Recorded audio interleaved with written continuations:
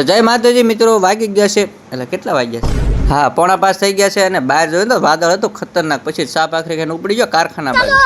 બે ગયા બસમાં ને હો બસ હાઈ ગઈ ને પોગાડી દીધા ફટાફટ ભાવનગર આવીને વિશ્વકર્મા સર્કલનો ઘૂમરો મારીને બસમાંથી ઉતરી ગયા અને પહોંચી ગયા આપણે નિર્મલનગર.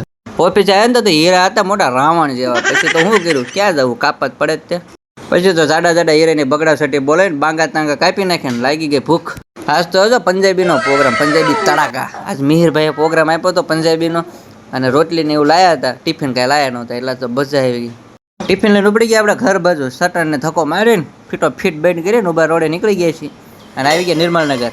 બસ તો પડી જ હતી, સારી મસ્ત જગ્યા ગોતી ને બે ગયો બસમાં. રૂકો જરા. હા હો, ઘડીક ખમા ઉપાડે છો. કરી બસ હાલતી ને ચોથો ગેર નાખીને ફટાફટ પોગાડી દીધા વલભીપુર.